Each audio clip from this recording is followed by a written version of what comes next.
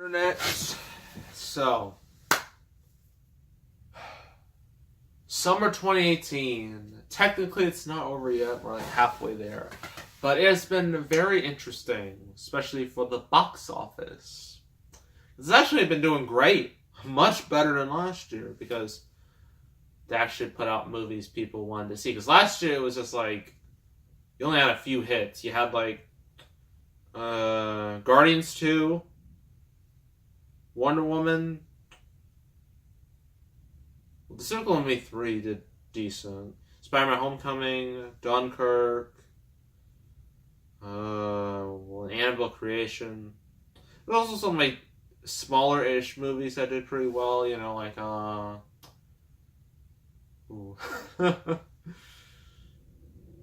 it's hard. I mean, you know, Baby Driver. I love that movie. Did really well. It's Baby Driver, Girls Trip. Yeah, there are a lot of bad movies last summer. Like your Baywatches, your Mummies, your Transformers 5s, your Emoji movies, your Dark Towers. It was not a very good summer. This summer is much different. We've had a lot of big movies, you know, like Infinity War, Deadpool 2, Incredibles 2. But we also had a massive disaster known as Solo, a Star Wars story. And it's technically the only real bomb, at least the only massive bomb this summer. And I think it will be the biggest bomb this summer because I don't think a single movie coming out the next 2 months is going to surpass it when it comes to failure. Because it was, But the movie that kind of went under the radar a bit was Jurassic World Fallen Kingdom, and that's what I'm reviewing. And I know I said like last week, I think I was gonna review it, but it just didn't happen because work, because work sucks. But it's better late than never. We're doing it now.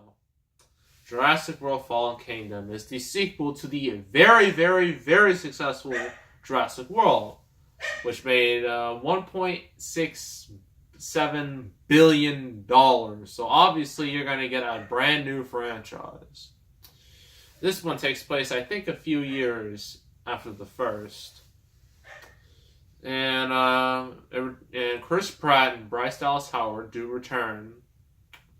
And the story is that, you know, well, this is going to be I'm just going to spoil the whole movie because, look, the movie's been out for like 2 weeks. You know, most of you have probably seen it already. So, I did spoil Solo when it came out, but no one saw Solo, so it's not a big deal. So, yeah, spoiler review. Sorry, full warning. This is full spoiler. So, the plot is Chris Pratt. Well, actually, that Isla Nublar, you know, the island where Jurassic World was. Well, that island is about to explode because there's a giant volcano about to kill everyone and everything, and the dinosaurs are on the island, and people are kind of like, should we kill them? And so a lot of people, including Jeff Goldblum, you would think he has a major role, but he doesn't. He's in there for like, 2 scenes. And he doesn't even do anything. All he does is just talk in front of a courtroom. He says, kill him, because why would we want him to live? But of course, people disagree because we have to have a plot. So Claire, Bryce Dallas Howard, she's a much different character than last time. You know, last movie she was kind of a stuck-up businesswoman. In this movie, she's a dinosaur activist. She wants to save the dinosaurs, right? She even has her like a own like PETA-esque group. And then she's called by this, I forgot his name, but it's like this rich dude who you know, wants to save the dinosaurs and put them on a special place. In a special area. That way, they can be safe. And you can just tell he's lying through his teeth. And there's also like this girl who like ran And she's important to the plot, actually. She has a pretty major reveal. So Claire goes up to meet Chris Pratt, or Owen. Chris Pratt, like, well, his character in this movie, he's just like, I don't want to do it. The dinosaurs should honestly die, because if it didn't work, if having dinosaurs didn't work for the past 4 movies, what makes you think they're going to work now? And then Claire, she's trying to remind them that Blue's alive, that raptor that was at the end of the first Jurassic World and fought the... What was the name of that dinosaur? The one that, that was hyped up so much. The white dinosaur that can, camouflage. It was like at the very end of the movie. And so, Owen, looks at, old videos of, Blue, him and Blue, and he's just like, okay, I'm gonna save the dinosaurs. And so we got a ragtag group of people, really 5 main people. The rest are just generic, evil army dudes. One of them is kind of like a goth who is apparently super skilled at dinosaur biology and anatomy, even though she'd never seen a dinosaur, so there's a plot hole for you. And then you got this other tech.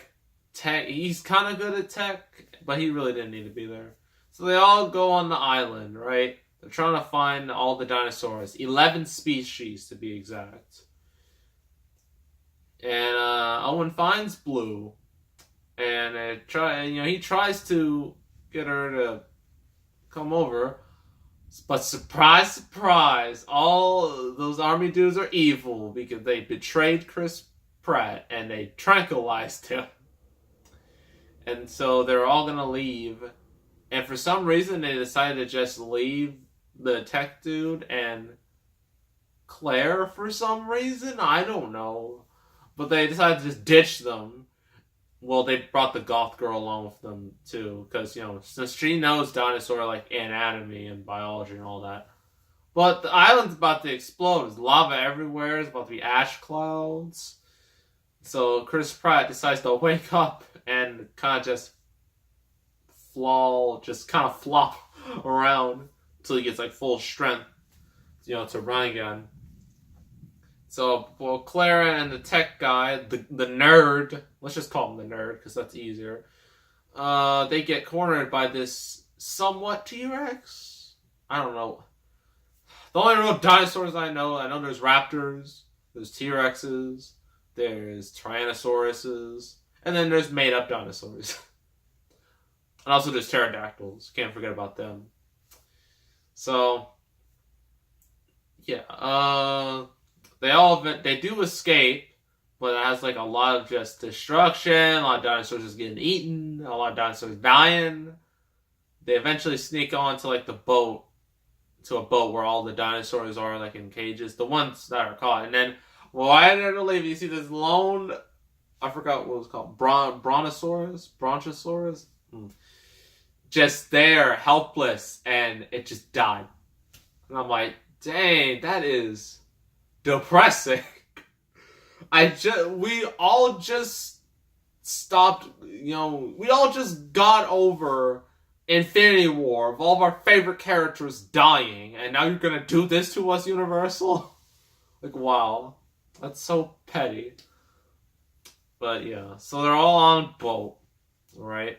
And Blue, she needs because Blue got shot, and Blue needs blood. So Owen and Claire decide to get T-Rex blood because apparently, since they're both kind of the same-ish, even though they're 2 completely different species of dinosaurs, they need the T-Rex blood to put into Blue, and so and they did, and Blue lives because he's important. Because he is the face of Blue is the face of Jurassic World. So you're probably wondering, well, what's this evil billionaire? What is he doing? Well, he's really using the dinosaurs to sell them and make millions of dollars off of it. And I'm like, it's not a terrible idea, but like, what would you even? I mean, you could use the dinosaurs for combat, for killing, but that's about it. So yeah, that's his whole plan. He has a whole friggin' garage, a whole secret lab, in this one mansion. I'm just like, uh, I find that a little hard to believe, unless that mansion is, a lot of the garage part is super underground. But then you got, the evil scientist, Dr. Wu, who was kind of responsible for the last movie with forgot what it was called. The main evil dinosaur that killed everybody. So yeah, he's there. And the little girl, she sneaks down there, and she sees what her. I know, like, this is hard. It's too much that happens. So she goes like her grandfather. Her grandfather knew, Dr. Hampton. Hampton. The Dr. Hammond from the original Jurassic Park, the one who wanted to have the whole park in the first place. So yeah, he knew him. So gotta get in that nostalgia, because nostalgia's a big thing these days. They made a whole movie dedicated to nostalgia. Ready Player One. So nostalgia is the biggest, is the new, like, it's the hot thing right now. So. Yeah. And so you're probably wondering now, well, what's happening to Owen, Claire, and the rest of the gang?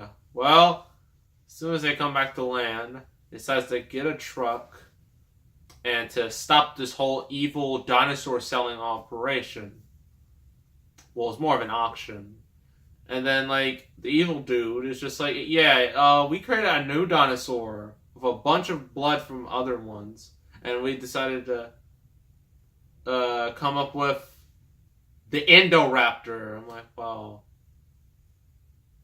Oh, yeah, the dinosaur, the Indominus Rex. Yeah, that was it. I lost it for a second, but yeah, that was the original, the one from the last movie, the evil dinosaur, the Indominus Rex. Yeah, so, and actually in the beginning of the movie, I forgot to mention, they get like the Indominus Rex, like its skeleton. They get like one part of its skeleton. That way they can use it for the Indoraptor. Makes sense. And also in the beginning, it's like a whole bunch of scientists die. Like that mega dinosaur that, the dinosaur that kind of swims underwater. It's so big. Like if you saw in the trailers, it's about the size of a tidal wave. It's massive. So, yeah. What else? Oh, yeah. Where was I? Oh. They created the Indoraptor. So Claire, Owen, and this little girl who, spoiler alert, plot twist, she turns out to be a clone herself because, all these dinosaurs are technically clones. And she's a clone too. Don't know why that was important, but well, I know. I'm not writing these movies. So our squad of heroes, stop the whole auction, free the dinosaurs, but then a whole bunch of stuff happens. There's like poisonous gas, and like the very end, we skipped a lot of stuff with like the Indoraptor and how easily it died. Yeah, way to hype up your new dinosaur by having it get killed very, very easily. Good job, writing team. Yeah, all the dinosaurs were like all struggling and whatnot, and there's a button like on the control pad. And if you press it, they all go free. And everyone on Earth is screwed. Claire, considering she is the dino activist after all, she wants to do it, But then she hesitates because, she's a decent human being and she realizes that doing that would be a terrible mistake. But guess who presses the button? The clone girl. She presses the button, lets all the dinosaurs free, and because she's like, they're clones, like me. We're connected. I'm like, you are an idiot. You just killed the entire human race. What is wrong with you? So all the dinosaurs are free, roaming around, about to kill all of humanity. And at the end, Jeff Goldblum, when he was on, I think it was on trial, trying to, say that dinosaurs should all die. And then at the end, he literally says, "Welcome to Jurassic World." And so that leads to Jurassic World 3, where it's gonna be I'm hoping Jurassic World 3 is an apocalypse movie. That would be absolutely amazing. Just seeing the dinosaurs and the humans going full-scale war. I would pay to see that. But, yeah, Jurassic World, Fallen Kingdom. Pros and cons. Well, pros. Chris Pratt. He's always likable, in all his movies, except Passengers, where it was revealed he basically killed Jennifer Lawrence by waking her up. Other than that, he's a very likable dude. And, he's probably the best. He gives the best performance of everybody. The second best is probably Bryce Dallas Howard. She does an alright job, even though some of the decisions her character made are pretty stupid. Not as stupid as the kid. The clone kid. The clone girl. Not as stupid as her. But yeah. What else? The effects. Some people do not like the effects in these movies, mainly because they look super fake and they don't use animatronics like the original. And look, I get it. CGI is more useful. It's cheaper. It makes things easier. I get it. And there are some shots that look really good. Some of the effects look really good. But there are times where you're just like, that's fake. That's fake. That's fake. Yeah, but a lot of movies are like that nowadays, so it's kind of become a trend. Especially with the MCU. Infinity War didn't have this problem. Black Panther kind of did have this problem of things bad-ish looking CGI. Hopefully Ant-Man and the Wasp doesn't have this problem. Looks like it won't. And I will watch it. Because I've heard it's really good. And also with this movie, not a whole lot of people bring it up. But I do like the darker tone. Compared to all the other Jurassic Park movies, this is easily the darkest tone of all of them. It's not exactly a fun movie. I mean, there are fun parts in there, but it's not entirely a happy-go-lucky movie because dinosaurs die, people die, and at the end, the entire world's gonna die. So, not fun. Just like Infinity War, Infinity War had a lot of, great dialogue and, a lot of fun scenes, but it ended on such a dark note. Such a depressing note. And this one also ends on a pretty dark note. But it's a lot more stupid than Infinity War. Because Infinity War is more logical. This movie, not so much. The music is alright. It does use the original Jurassic Park theme because why wouldn't they? That theme is iconic, right? Okay. Cons. A lot of the characters have either no character development, they're just useless to the story, they shouldn't have been there at all, they do absolutely nothing. A lot of them are like that, except for Chris Pratt and Bryce Dallas Howard, and that's about it. The kid! I didn't have, Jurassic Park movies, they always gotta have a kid in danger, because that's a trope of the series. This kid is exactly that. But they're the fact that she was revealed as a clone, I was like, okay, whatever. The fact that she let the dinosaurs free and basically is gonna cause the deaths of thousands of millions of people, I'm like, you are terrible for doing that. And I know what she said is just like, oh, but I'm a clone, so they're clones, so we're connected. I'm like, you are... I don't even know what to say. That is just one of the dumbest things I've ever seen. One of the dumbest decisions I've ever seen in an entire movie since The Last Jedi, where Rose had to save Finn and basically screw up everything. Because good job, Rose. Same thing here. What else in terms of cons? The story could kind of be all over the place. I mean, like, the first trailer is mainly like the beginning part of the movie where they're all on the island. The second trailer shows a bit more. This whole movie just feels kind of jumbled. We go from, you know, the opening scene where everybody's going to get eaten. Then we go to the island. And then we go to the mansion. And then it just... it feels like so many different parts that kind of just jumble together. It doesn't feel smooth. It's not like a straight line. It's like a... it's like that. An up and down line. It's very noticeable. I think that's about it. Overall, is this movie bad? Does this movie deserve the mixed reception? I mean, kind of.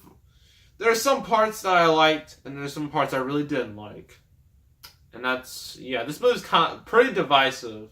Not quite as, I mean, at least, unlike Star Wars, this series will survive. Because Star Wars has done so many bad things. And say what you want about Jurassic World, say what you want about how the movies are written, or about how the series has been as a whole, but at least they don't disrespect the fans and treat them like idiots and make some truly horrible decisions like Star Wars has. And look what's happening to Star Wars. Star Wars is about to die a horrible death in just a mere few years. It went from the biggest franchise to self-destruction. Jurassic World, on the other hand, has not reached that point yet.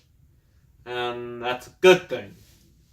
So, overall, I'm going to give this movie 6.5 out of 10. Is it a great movie? No. But is it an alright movie that you can just look at and just be like, it's some fun scenes.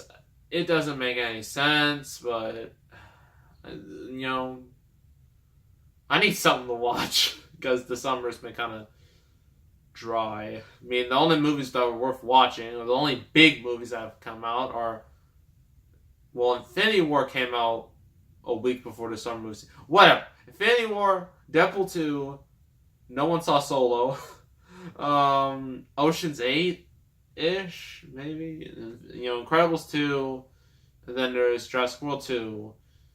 After this, there's only like Ant-Man Wasp, Skyscraper, Mamma Mia 2, Mission Impossible 6, Christopher Robin. There's not that many big movies left. So, yeah. If you want to just watch a dumb popcorn movie where you can just sit back and just be like, this makes no sense, but I like that, I like the action.